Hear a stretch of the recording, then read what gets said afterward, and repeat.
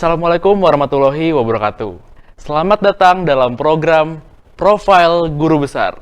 Nah, bersama saya Muhammad Azhari di sini telah berhadir di studio, yaitu seorang guru besar yang pastinya sangat hebat, yaitu Profesor Dr. Bambang Subiakto M.Hum. Selamat datang Bapak, gimana kabarnya nih Pak? Alhamdulillah baik Asari. Oke, eh, Prof. Bambang ini adalah guru besar bidang pendidikan IPS ya Pak, Prof? Ya, betul. Oke, boleh diceritain nih Prof, pengalaman pendidikan Prof dari jenjang S1 sampai dengan program doktor nih Prof.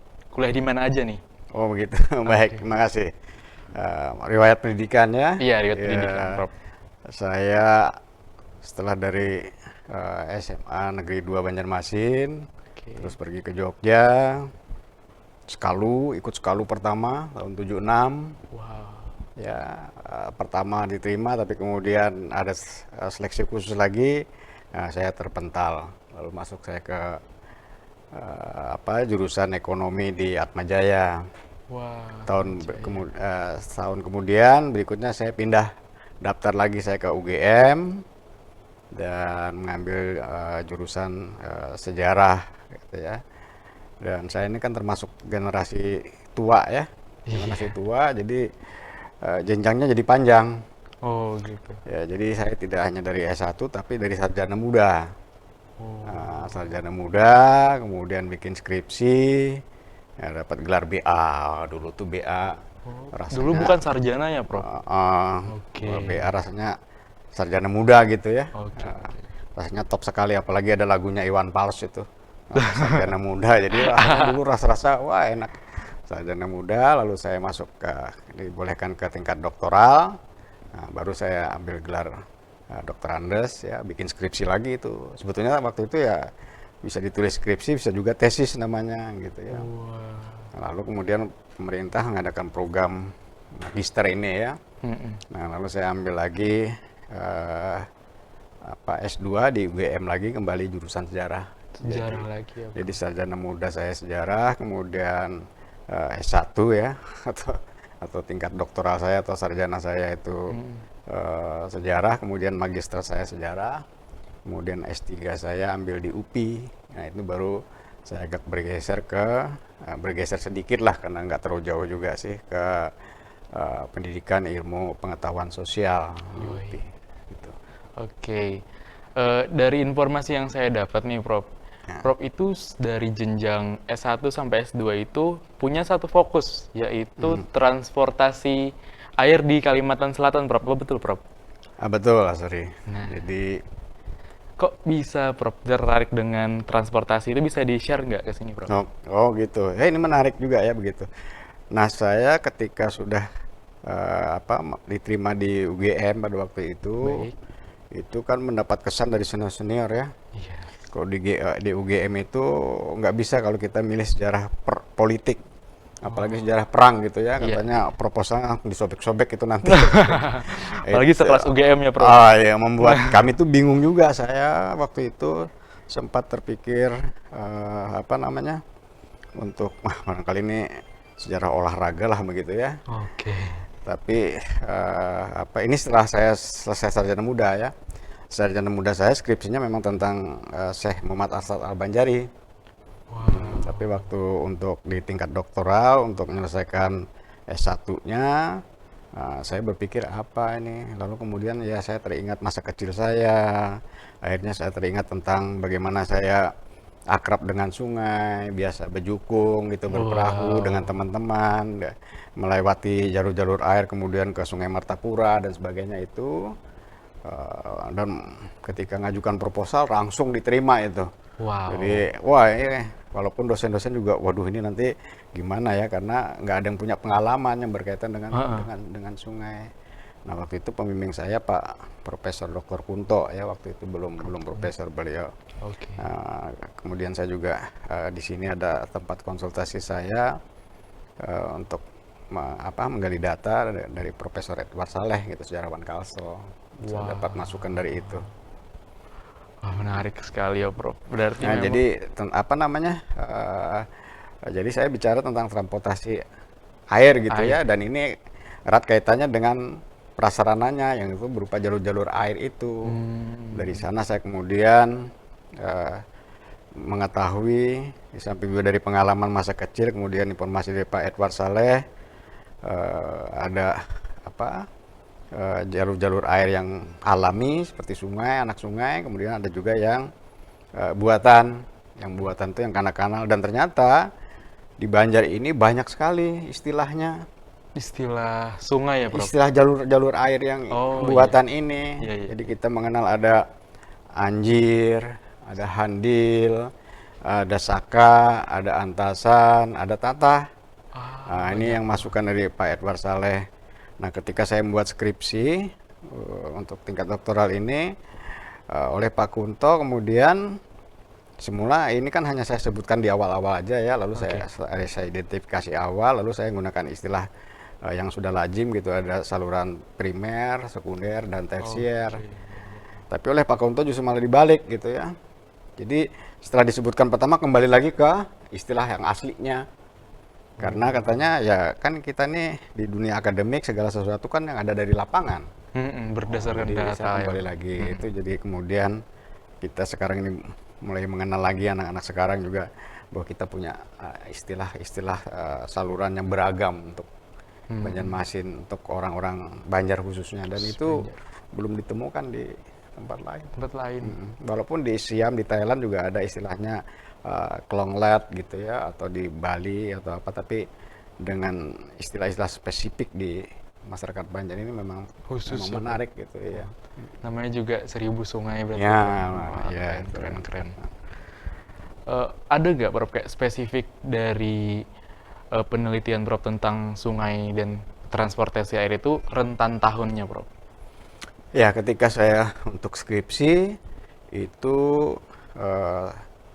saya ambil tahun 50 sampai 70-an. Wah, 20 tahun. Sama 20 tahun, dan termasuk di sana dituangkan bagaimana ada gejala sudah kemerosotan di bidang transportasi air karena pembangunan darat lebih dominan, lebih diperhatikan ketimbang pembangunan di sektor perairan, daratan begitu ya, atau di lahan basah gitu ya, itu agak kurang. Nah, lalu kemudian ketika saya untuk ngambil gelar magister di S2 UGM itu, judul tesisnya itu pelayaran sungai. Nah, itu periodenya periode abad 19, jadi banyak sekali menggunakan sumber-sumber kolonial atau Belanda. Wow, keren. Berarti kalau Prof bilang tadi masa kecil Prof kan suka bahasa Banjarnya itu ya, belarutan. Nah, ya. Itu. Berarti Prof orang Banjar asli nih? Bapak saya orang Jawa, Orang Jawa. Jawa Tengah, tapi ibu saya orang Banjar, orang Martapura. Orang Martapura. Asli.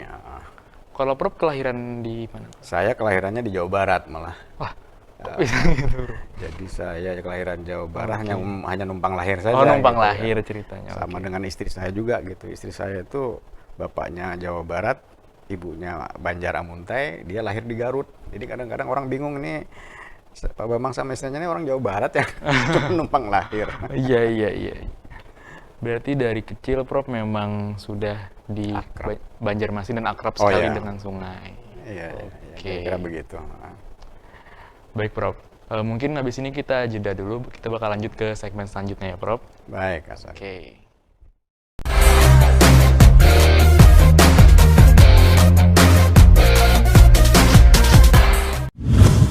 Baik, pemirsa WLM Channel, kembali lagi dalam program Profil Guru Besar. Nah, masih bersama saya dan Prof Bambang di sini. Jadi kami tadi udah bahas nih tentang riwayat pendidikan Profesor Bambang, kemudian apa sih yang dikaji Profesor Bambang selama menempuh jenjang pendidikan. Dan tadi sudah dikatakan beliau ini memang cukup expert ya, bisa dikatakan seperti itu dalam bidang perairan dan transportasi sungai, khususnya di Kalimantan Selatan. Nah, berdasarkan dari informasi yang saya dapat nih, Prof kan baru aja nih berhasil menerbitkan sebuah buku, yaitu Transportasi Air ya, di Kalimantan Selatan tahun 1950 sampai 1970-an. Nah, bisa diceritain nggak, Prof, proses Prof pembuatan buku itu bisa dikatakan buku pertama Prof ya? Atau masih Ya, Kalau sendiri buku pertama Buku sih, pertama ya, kalau Prof? gabung-gabung dengan yang lain ya, Iya ya banyak banyak ya. juga Oke. ya. Jadi Bisa di-share nggak, Prof? Jadi, kenapa sih motivasi Prof bisa menerbitkan buku itu? baik Kak Sari. Jadi ya sebenarnya agak agak malu juga gitu ya, karena buku itu sebetulnya dari sebuah skripsi penelitian lama yang sudah hampir 40 tahunan baru bisa diterbitkan, dan itu pun juga atas desakan dari teman-teman, terutama Prof. Ersis. Pokoknya apa namanya ya itu tetap harus diterbitkan. Oke. Walaupun sejak awal ketika saya selesai ujian skripsi, dosen pembimbing saya, kemudian teman-teman juga untuk minta saya segera menerbitkan gitu ya. Mm-mm. Tapi baru 40 tahun kemudian bisa apa namanya diterbitkan yang berkaitan dengan soal transportasi air di Kalimantan Selatan itu. Oke. Waduh. Ya. Jadi, motivasi dari teman-teman juga ya, Prof, untuk Iya, dorongan menerbitkan, dari dorongan dari teman-teman, teman-teman. terutama memang saya harus berterima kasih. Barangkali saya orangnya agak apa ya, masa bodoh atau Oh iya. malas gitu ya, atau apa gitu. Oke, oke. Walaupun sebetulnya mungkin orang menganggap penting, tapi bagi saya biasa-biasa saja gitu ya. Oke. Ya dari sana juga, tapi sebetulnya yang saya jadi agak beban juga begitu ya. Mm-mm. Karena sebetulnya saya bicara tentang transportasi air, karena transportasi air berkaitan dengan prasarana yang berupa jalur-jalur air, dan terutama sungai. Lalu orang main apa namanya, main secara singkat saja, oh ini ahli sungai, ini yang bicara tentang sungai ya. Tapi memang Mm-mm. tercatat seperti itu, karena memang ketika 40 tahun yang lalu belum ada yang merintis seperti itu. Karena itu Mm-mm. jadi dosen-dosen juga ini memang nanti harus betul-betul ini ya, apa namanya,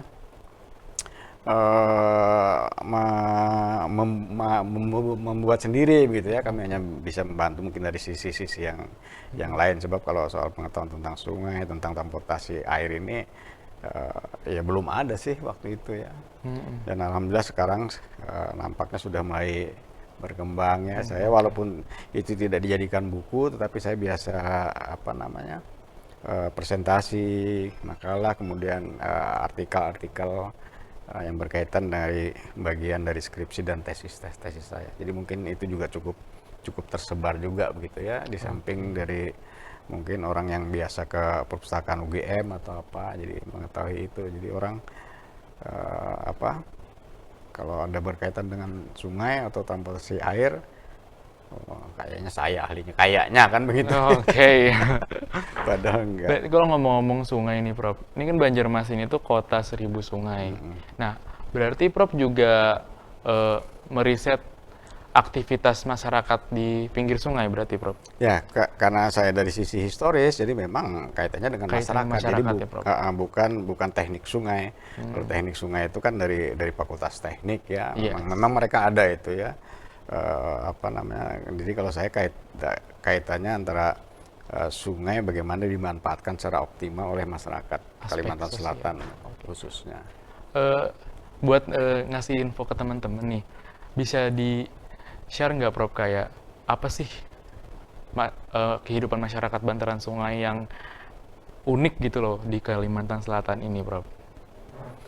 Ya, eh, ya kehidupan masyarakat pada masa lalu terutama itu Iya. memang berorientasi ke sungai begitu ya. Oke. Oleh karena itu apa saja termasuk misalnya membangun masjid atau langgar dekat dengan sungai untuk mudah berwudu.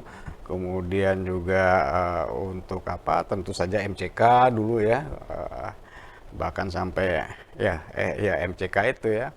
Walaupun apa namanya ya, menurut perkembangan zaman apa namanya, tidak sesuai lah, apalagi dikaitkan dengan kesehatan gitu ya. Karena dulu tuh lanting dan jamban tuh kan banyak sekali bertebaran ya. Banyak Nah banget. sekarang sudah dikurangi begitu ya.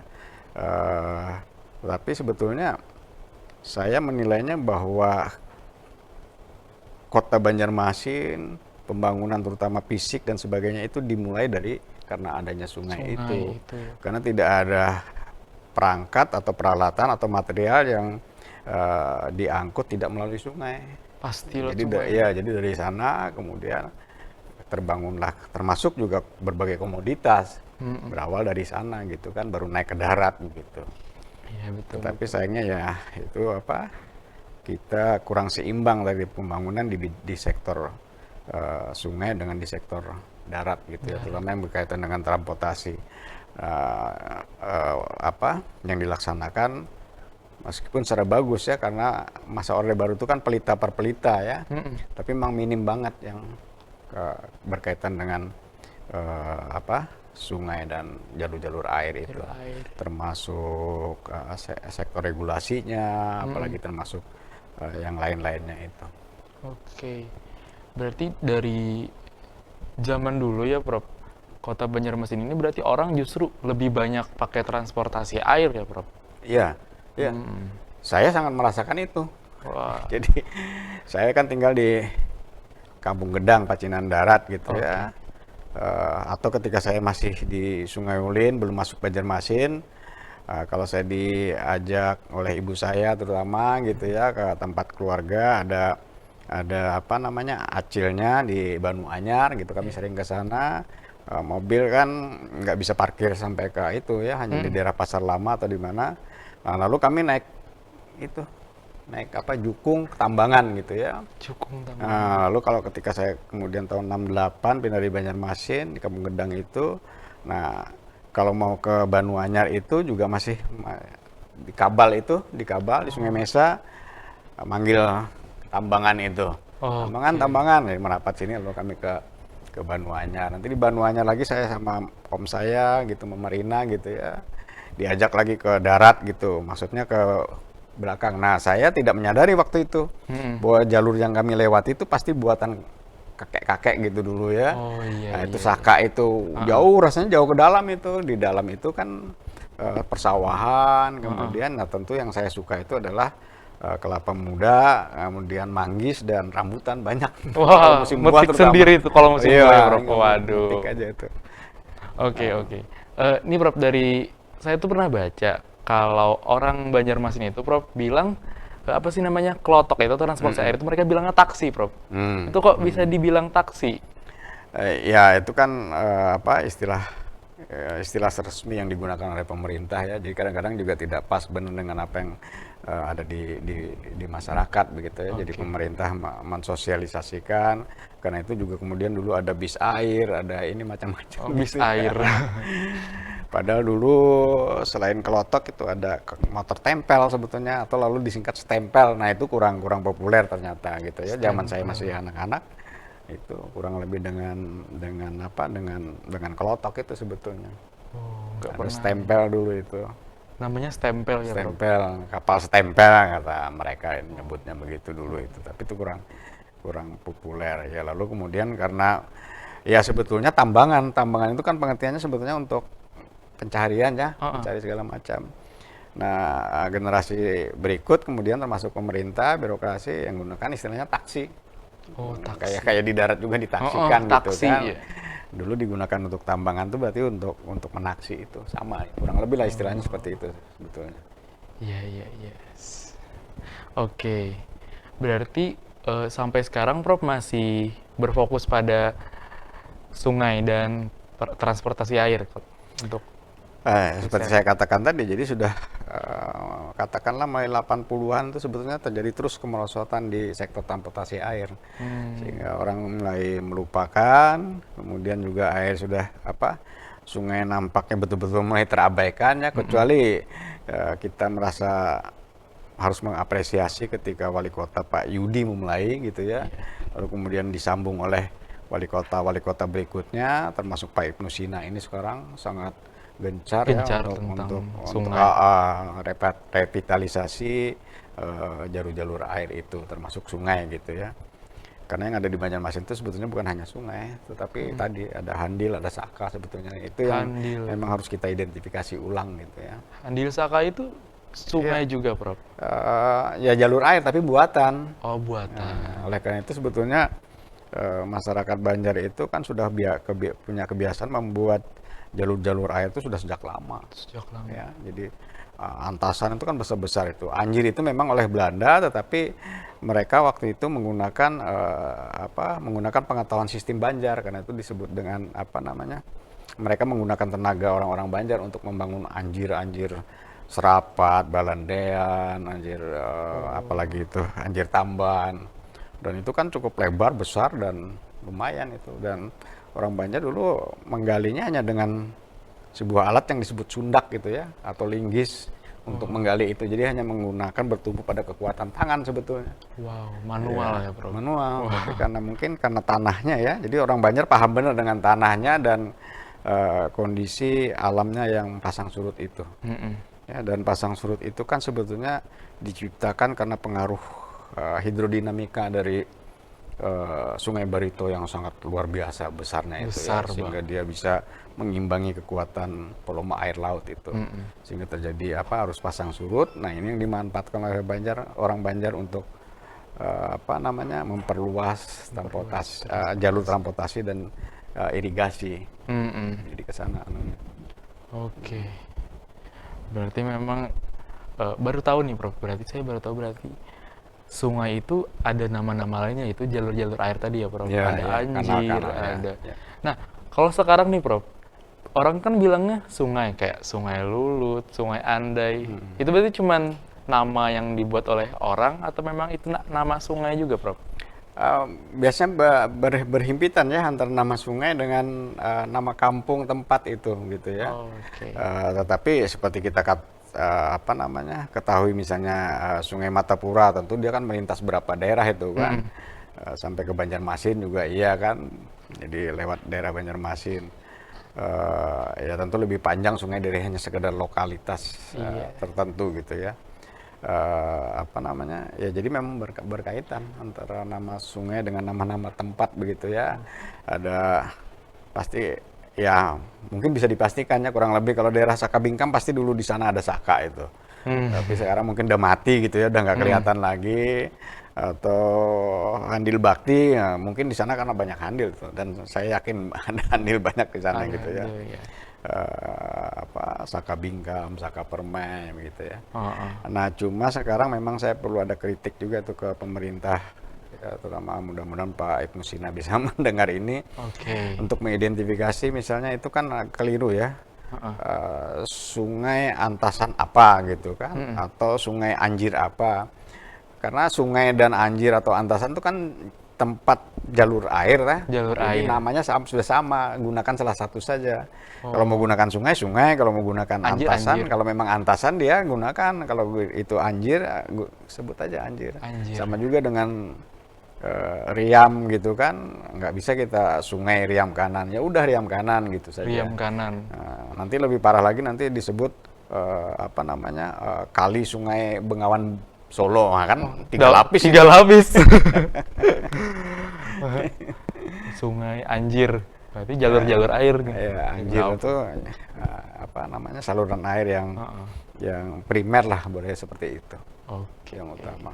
Wah, menarik sekali nih, Prof. Banyak sekali ilmu yang didapat. Apalagi tadi bukan cuma sungai ya, jalur air yang itu ada Anjir, ada Saka. Khususnya kayak di Kalimantan Selatan itu masih banyak lagi kan, Prof. Nama-nama jalur air yang dan memang cuman ada di Kalimantan Selatan ya, Prof? Ya, sejauh ini sih seperti itu gitu ya. Jadi istilahnya di tempat lain tentu ada juga gitu ya. Tapi mungkin mereka punya nama lain ya, Prof? Punya nama lain gitu ya. Kalau secara teknis modern, ilmu modern atau Eropa gitu ya, biasanya kan saluran primer, sekunder, tersier begitu aja secara umum. Nah, orang masyarakat Banjar tuh spesifik dia nyebutnya. Karena itu orang Belanda, Perguen dan Skopuis misalnya itu mengatakan bahwa khas ya, irigasi sistem Banjar gitu ya, khas Banjar sih, irigasi khas Banjar gitu ya, yang kekhasannya di mana? Dia langsung bersifat multifungsi. Jadi kalau biasanya kan yang irigasi tadi itu kan fungsi utamanya hanya untuk irigasi pertanian. Masyarakat Banjar membangun itu langsung paling minimal itu 2 fungsi utama, untuk transportasi dan untuk irigasi pertanian. Itu jadi udah multifungsi. Belum lagi tadi untuk MCK, untuk rumah, untuk macam-macam, untuk berwudu, untuk segala macam. Multifungsi yang dibuat oleh masyarakat Banjar itu udah dipikirkan banget gitu ya, Bro. Mantap. Karena alamnya itu. Baik, Prof. Tapi sayangnya kita harus jeda dulu karena kita istirahat bentar ya Prof, dan kita bakal lanjut ke segmen selanjutnya. Baik, Mas. Ya.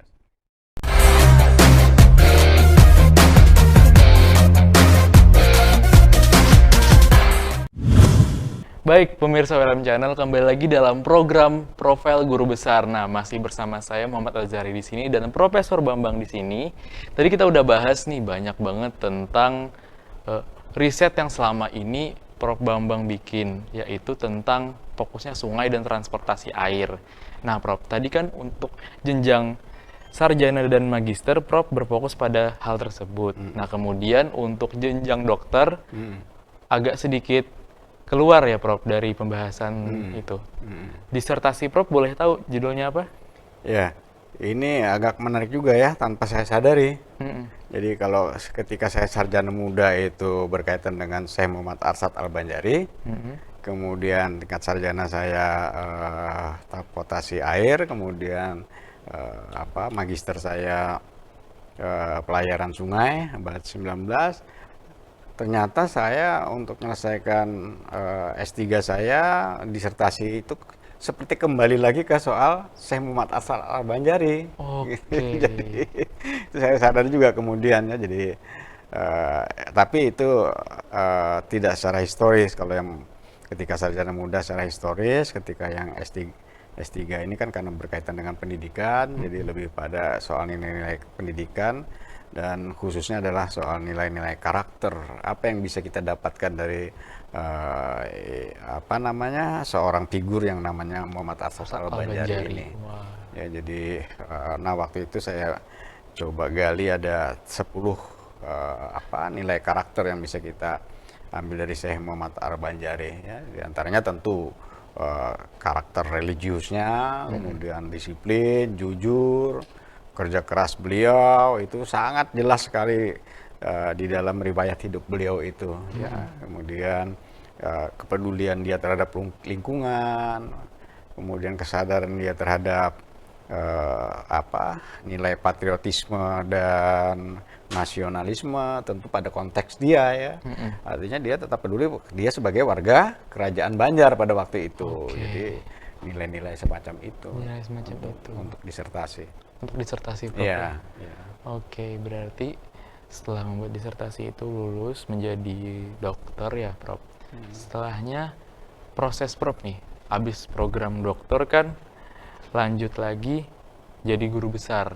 Ya. Nah, Prof menjadi guru besar itu tahun berapa kemarinnya Prof? 2020 ya. 2020 ya. 2020 ya. Ya. Nah, proses menjadi guru besar itu harus ngapain aja sih Prof kalau boleh tahu? Ya, sebetulnya saya kan dari sisi usia juga sudah beranjak naik terus ya. Tidak terlalu terpikirkan betul terhadap apakah saya harus meraih guru besar. Kalau orang Jawa bilang nggak ngoyo saya begitu ya. Tetapi kemudian ini sangat, ya bagi saya jadinya sesuatu yang anugerah yang besar sekali. Ya, karena kita punya rektor Pak Prof Sutarto Hadi itu punya semangat dan punya motivasi untuk bagaimana UNLAM ini bisa setara dengan perguruan tinggi yang lain, dan satu diantaranya adalah bagaimana harus tercipta guru-guru besar di UNLAM ini. Jadi beliau sangat mensupport itu. Dan itu ditambah lagi kemudian oleh sahabat saya tadi Prof Ersis begitu ya, yang juga ketika beliau sudah bisa meraih guru besarnya, dia juga ingin supaya saya seperti itu begitu ya. Walaupun sebetulnya bagi saya nggak terlalu, seolah-olah nggak terlalu penting kan begitu ya. Tapi dorongan itu akhirnya memang memotivasi juga akhirnya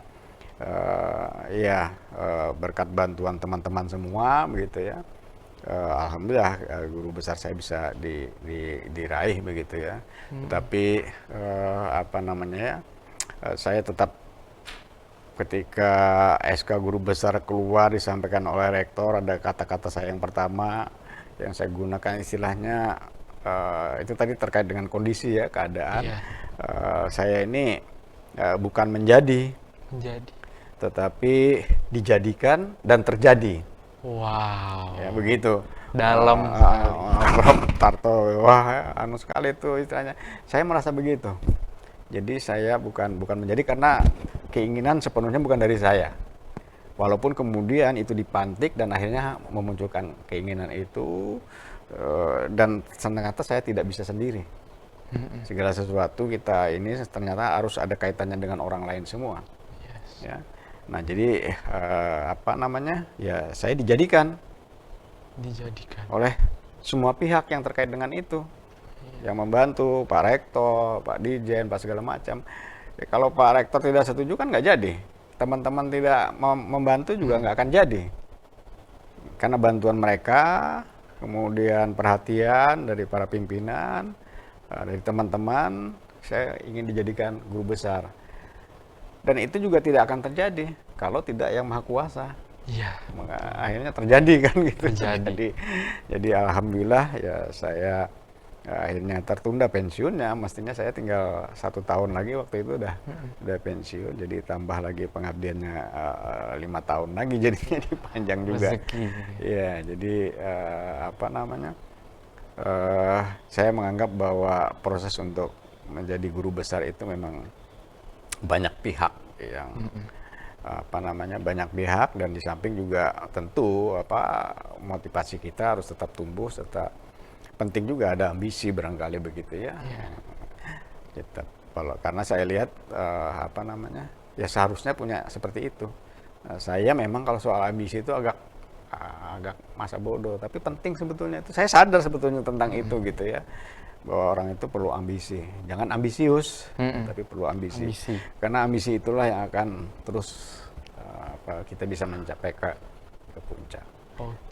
Kalau saya tadi ya itu tadi, saya apa namanya tadi, dijadikan, bukan menjadi, dijadikan dan terjadi. Dijadikan dan terjadi, dalam sekali maknanya. Bukan menjadi tapi dijadikan, karena semua orang mensupport, dibantu oleh semua orang. Oke, wah keren sekali. Setelah menjadi guru besar nih Prof, apa nih yang Prof lakukan? Entah melanjutkan riset atau melakukan hal lain seperti itu? Ya, apa namanya, tentu saya juga masih sering mendapat apa untuk menjadi narasumber dan sebagainya. Kemudian juga dengan teman-teman di program studi pendidikan IPS itu ada riset-riset atau penelitian, di samping juga ada kegiatan-kegiatan lain yang apa namanya, ya di sisi lain tidak jauh juga yang berkaitan dengan apa kesukaan saya atau apa perhatian saya ke masalah-masalah air gitu ya. Nah, baru kemarin 1 hari penuh itu kami berkelotokan gitu ya. Jadi itu karena ada kerjasama program studi pendidikan IPS dengan apa Sahabat Bekantan Indonesia, yayasan itu bagus sekali gitu ya. Jadi saya kemudian sempat lagi menggali lagi gitu ya tentang bagaimana keadaan apa namanya perairan kita dan transportasinya. Ya, saya banyak kemarin berbincang dengan pemilik kelotok ya, dan operator kelotok. Jadi apa mereka istilahnya itu ya sebutnya. Ya, yang kebetulan orang ini juga dari Banyuanyar. Jadi langsung saya ceritakan, kenal semua dia dengan keluarga saya yang ada di sana. Semuanya dia kenal gitu kan. Saya bilang salam. Jadi ya kita berharap mensupport juga apa yang sudah dilakukan Pak Ibnu Sina ini yang berkaitan dengan jalur-jalur air ini. Kalaupun kita tidak bisa kembali lagi seperti ke masa lalu sungai sebagai andalan utama, tetapi bagaimanapun juga saya bahkan menginventarisir ya, ada sekitar 100 ada berapa? Apa 43 kali apa disebutkan di dalam Al-Qur'an itu tentang yang berkaitan dengan sungai. Artinya sebetulnya selain api, karena api neraka ya, sungai itu salah satu yang diabadikan oleh Allah juga kira-kira sesudah kiamat nanti atau sudah dunia ini habis, karena selalu mengalir di bawah surga gitu ya. Sungai-sungai yang mengalir di bawah surga itu ada berapa ayat itu saya mencatat itu ya, sekitar 43 ayat kalau nggak salah dalam berapa surah gitu ya, yang menyebutkan selalu sungai. Jadi termasuk yang paling sering disebut sungai di dalam Al-Qur'an. Keren. Jadi betapa pentingnya sungai itu sebetulnya kalau bagi yang umat Muslim gitu ya, menyadarinya, dan kita harus menjaga dan memeliharanya. Gitu ya. Karena di Quran itu juga bukan hanya yang berkaitan dengan secara kiasan mengalir di bawah, tapi sungai dalam kenyataan juga bagaimana dia menghidupkan Masyarakat di kebun dan sekitarnya. sebagainya disebutkan dalam itu sungai tadi gitu ya, kebun-kebun kemudian menyubur menumbuhkan kehidupan gitu ya. Wah, keren. Prof Bambang ini memang kayak berarti cukup ahli sekali nih berarti di bidang sungai. Keren. Dalam hubungannya kaitannya dengan dengan masyarakatnya, kalau yang teknik sungai tentu itu mereka dari orang-orang teknik yang ya. sangat menguasai dan sebetulnya bisa bersimbiosis gitu ya. Jadi boleh dilanjutkan ya. Jadi boleh itu ada juga mungkin keinginan untuk kita membuat semacam pusat studi sungai begitu ya. Jadi dari berbagai aspek kan kita bisa kerubuti tentang sungai itu, dan supaya juga ya saya juga sudah mengkampanyekan itu udah lama sekali gitu ya. Supaya saya bilang jangan sampai kita belajar sungai, kita ini tempat mengalirnya banyak sungai kepada orang luar negeri. Walaupun saya sendiri juga banyak mengambil dari mereka juga awal-awalnya gitu, karena memang mereka sudah mengidentifikasi Sungai Barito itu sudah mereka kaji. Saya punya sampai yang lengkap sekali, ada segala macam itu, bagaimana ketika surut, bagaimana ketika ini, ketika itu. Jadi secara teknis ada itu, saya punya hasil kajian atau penelitian pada masa kolonial atau Belanda abad 19 itu. Ada lengkap mereka sudah itu.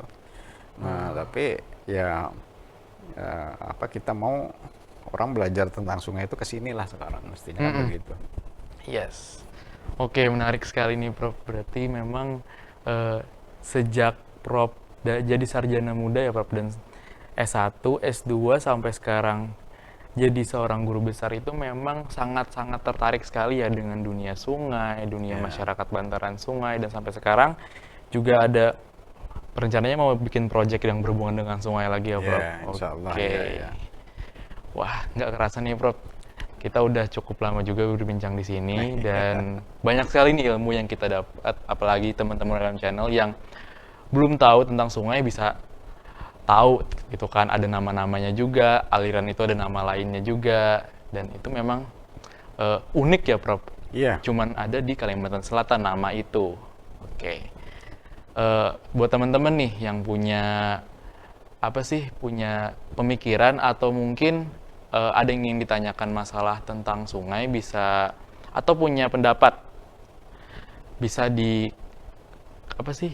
berkomentar di kolom komentar. Dan buat teman-teman yang juga suka sama video ini, jangan lupa teman-teman like, komen, dan pastinya jangan lupa subscribe channel YouTube WLM Channel. Dan terima kasih kepada Prof Bambang telah berhadir ke studio. Terima kasih, sama-sama. Jadi saya Muhammad Azhari Mutakin pamit undur diri bersama saya di sini dan Prof Bambang di sini juga. Sampai jumpa di program Profil Guru Besar selanjutnya. Saya akhiri. Wassalamualaikum warahmatullahi wabarakatuh. Waalaikumsalam warahmatullahi wabarakatuh.